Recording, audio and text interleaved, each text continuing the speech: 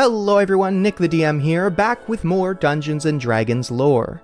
Today I am attracting the ire of yet another powerful demon by revealing to you the hidden lore of one of the Lords of the Abyss.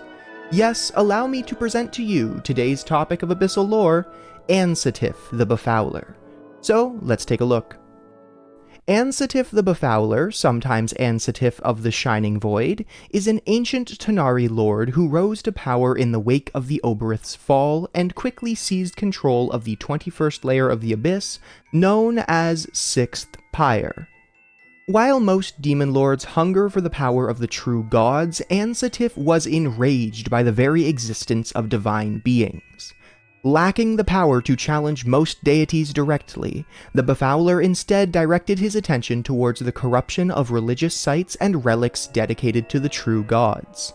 At the height of his power, Ansitif's domain was littered with the shattered relics of countless faiths and the ruins of desecrated temples that were drawn into the abyss.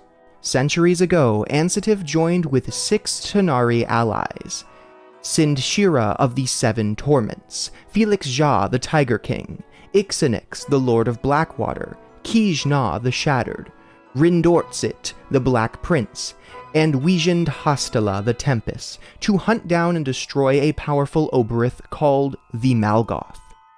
This alliance, led by Ansitif himself, was successful in defeating the Malgoth and scattering his essence across the abyss. However, this affair took Ansitif and his allies away from their centers of power, and opportunistic demon lords assassinated or imprisoned each member of the alliance in turn. The Befouler was betrayed by his most powerful general, a Baelor named Cardum, who had Ansitif imprisoned in the Wells of Darkness on the 73rd layer of the Abyss, also called the Wells of Darkness. Cardum then went on to claim the title of Lord of Baelors, and took control of 6th Pyre, both of which he still holds to this day. Up until his imprisonment, Ansitif delighted in the company of succubi, and he was one of Malkinthet's first lovers. It is said that the first succubi to become Lilitus were born of the 2 demon lords' couplings, as the newly enthroned Queen of Succubi secretly drew on the Befouler's corruptive nature to unlock the ritual needed to transform her servitors. Almost no one remembers Ansitif now, but his memories of fallen abyssal empires and secret magical locations still make him a useful tool for abyssal explorers and treasure seekers. As he is a creature that favors corrupting places of worship, he speaks only to those who litter his pool in the Wells of Darkness with valuable, stolen religious artifacts. Though trapped within the Wells of Darkness, Ansitif is not unreachable. He has become what is known as a vestige. Vestiges are the remnants of once living beings now trapped beyond life and death. Vestiges are divorced from normal reality by extraordinary means, and they can return to it only by binding themselves to other souls. A process done through pact magic. This may sound familiar to some of you, shout out 5th edition Warlocks. The main practitioners of pact magic in 3.5e were called binders. Binders, so named for their willingness to share their souls with these exiled spirits, can summon them forth by means of special rituals and temporarily host the spirits for a period of 24 hours. It's said that, in most cases, since vestiges constantly hunger for any small taste of reality, they always answer the call of any binders powerful enough to draw them forth from the void. Ansitif requires that his seal be drawn using the broken remnants of a true deity's holy symbol. A vestige's seal is a series of lines within a circle that acts as its symbol and as a portal through which it can enter normal existence. To call a vestige, a binder must know and be able to draw its seal. In fact, anyone can draw a seal, but only someone with the power to host a vestige can hope to create a pact that opens a door for it. Ansitif's manifestation through this ritual begins as the symbol erupts into flames, showering sparks outwards to scorch holy relics and symbols and other signs of worship in the immediate vicinity. Gradually, the flames coalesce around the seal and begin to give forth a dark, cloying smoke. In the center of the smoke, flying sparks will form a disembodied mouth that Ansitif speaks through. Ansitif grants a number of abilities to any binder that binds to him. The Befouler loathes all evidence of religious faith, granting resistance to divine magic, which increased one's spell resistance toward divine spells and spell-like abilities in 3.5e.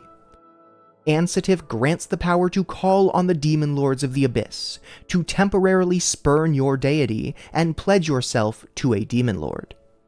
This is an ability called Thrall to Demon, which allows a binder to, once per day, be granted a minor luck bonus when performing an evil act.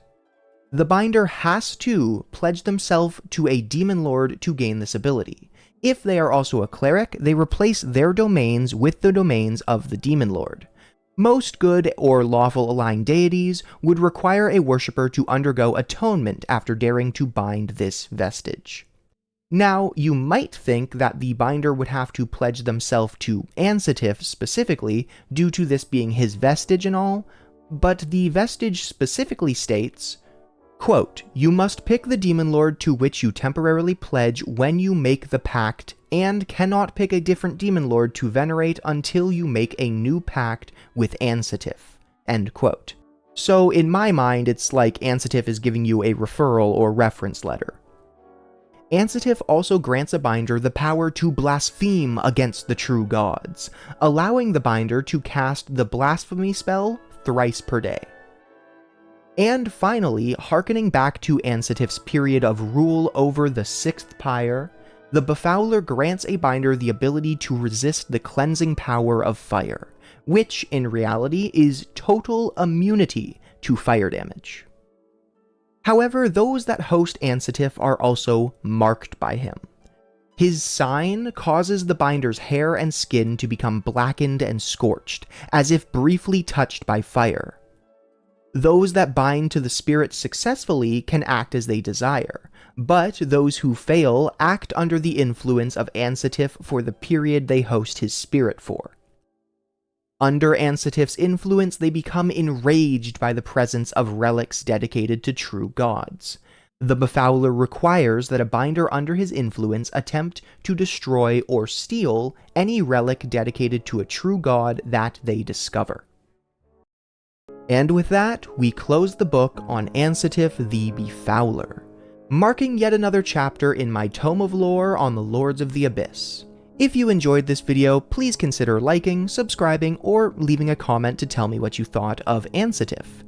And if you want more Demon Lord lore, check out the playlist on my channel, or it should be in one of the end cards on the screen right now if those are working. Thank you all so much for watching this video, and I hope to see you next time. Bye!